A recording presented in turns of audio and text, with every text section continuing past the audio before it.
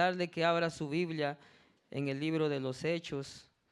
Vamos a estar leyendo en el capítulo 11, amén.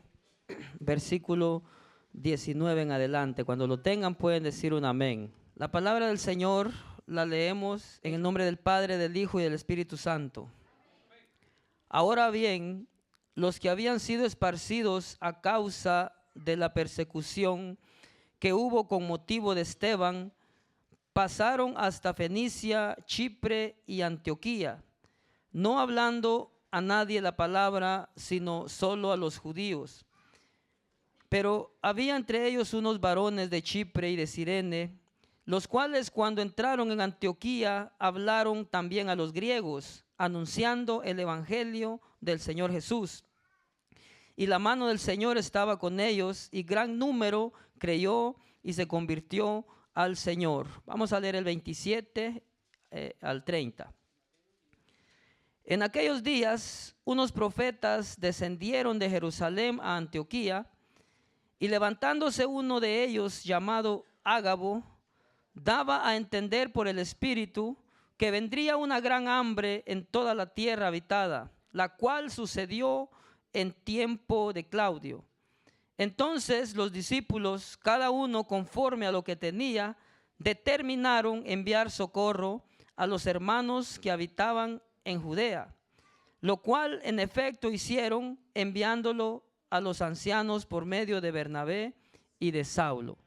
Y Dios nos ha llamado, amado hermano, también a servir a los necesitados. Y ahí es donde quiero entrar, ¿verdad?, en los versículos que leí. Necesidad, amado hermano, en el mundo siempre va a haber. Cristo dijo, ¿verdad?, pobres siempre van a tener en la tierra. La pobreza es algo, ¿verdad?, que ningún hombre la puede acabar. El hombre promete y dice, yo voy a acabar con la pobreza, pero basado en la palabra del Señor, Cristo dijo que pobres siempre van a haber. Necesidades siempre van a haber. Acá en esta iglesia, ¿verdad?, de Antioquía, ¿verdad?, se predicó el evangelio, ¿verdad?, no a judíos. Si usted ve en los versículos que leímos, dice que los que habían sido esparcidos por la persecución que se había levantado, y esta palabra esparcido, ¿verdad?, tiene que ver con extender lo que está junto. Aquello que está amontonado, ¿verdad?, hay que regarlo, ¿verdad? Tiene que ver con divulgar, publicar, extender una noticia, ¿verdad?, a muchos lugares. Entonces, el acomodo, ¿verdad?, en la iglesia de Dios no funciona.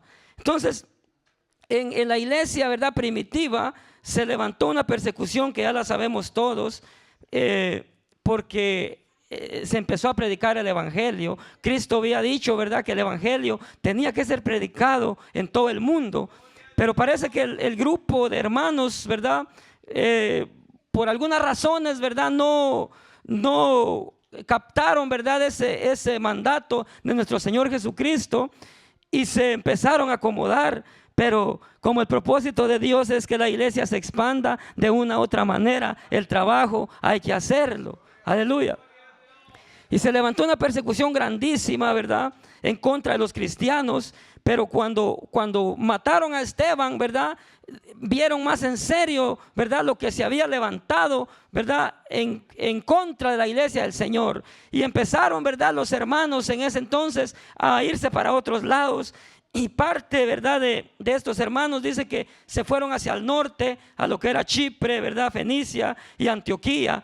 Pero iban hablando la palabra solo a los judíos, porque ese había sido el mandato de Cristo.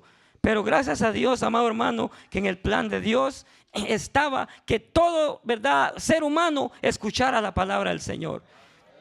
Hubieron unos hermanos que se fueron, ¿verdad?, a Antioquía, y dice que le predicaron a los griegos. Cuando vemos esta palabra griego aquí, ¿verdad?, usted la puede interpretar como paganos, como gentiles, ¿verdad? Era un pueblo despreciado por los judíos. Era un pueblo, ¿verdad?, que no era muy agradable a los judíos, pero en el plan de Dios estaba que todo ser humano fuera alcanzado por la gracia del Señor. Y por esos hermanos que llegaron ahí, y el apóstol Pablo que se levantó, es que hoy nosotros, amado hermano, hemos sido alcanzados por la gracia de nuestro Señor Jesucristo. Aleluya. Entonces, ¿verdad? Se despertó un avivamiento en esta iglesia de Antioquía, amado hermano, que dice, ¿verdad?, que por primera vez ahí se le llamó cristianos, ¿verdad?, a los evangélicos. Se despertó un avivamiento grande, pero no un avivamiento, ¿verdad?, de canto, no un avivamiento de gritería, sino un avivamiento de oración, un avivamiento de ayuno, un avivamiento de comunión, un avivamiento de fraternidad entre los hermanos, que se podía ver que Dios bendecía a esa iglesia. Aleluya. Y los hermanos, ¿verdad?, se gozaron tanto, y dice el 21 que la mano del Señor estaba con ellos y gran número creyó y se convirtió al Señor. Aquí, ¿verdad?, cuando dice que creyó y se convirtió, no simplemente creyeron, porque hay a veces en la palabra del Señor encontramos la palabra que creyeron, pero no se convierten al Señor. Acá, ¿verdad?, la palabra del Señor hizo tanto impacto en los corazones que aquel que creía se convertía al Señor. Convertirse quiere decir un cambio de vida, un cambio de vida para poder servirle al Señor. Entonces, ese avivamiento, ¿verdad?, también conforme han pasado los años se ha ido perdiendo, amado hermano, y ya la iglesia, ¿verdad?, ya no le gusta practicar, ¿verdad?, lo que pasó en esta iglesia de Antioquía. Déjeme decirle que para este entonces solo se mencionaban dos iglesias, la de Jerusalén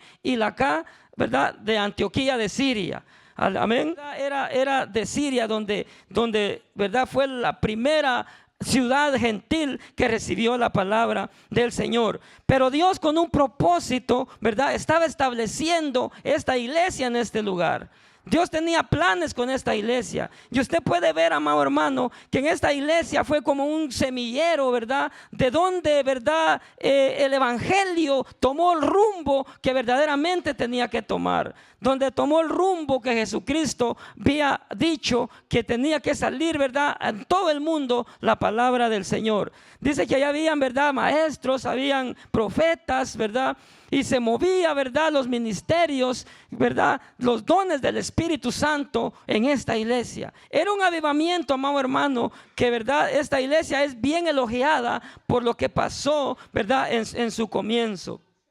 Entonces, cuando los discípulos que estaban en Jerusalén, ¿verdad?, les informaron el despertar del Espíritu que había en esa iglesia, ¿verdad?, dice que mandaron a un hombre para que fuera, ¿verdad?, a atender esa obra, y fue el hermano Bernabé. Aleluya.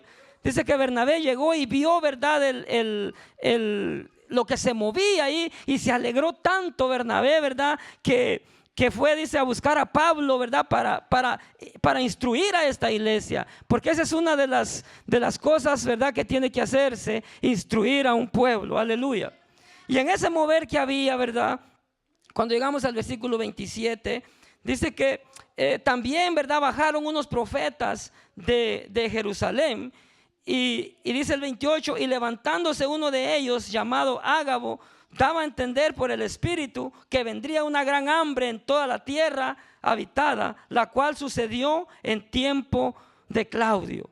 Mire, amado hermano, Dios es tan bueno, tan lindo, ¿verdad?, que Él siempre, ¿verdad?, le revela lo que va a pasar al hombre, ¿verdad? Le revela, ¿verdad?, para que un pueblo se prepare, para que un pueblo, ¿verdad?, sea diligente en captar, ¿verdad?, lo que se está revelando.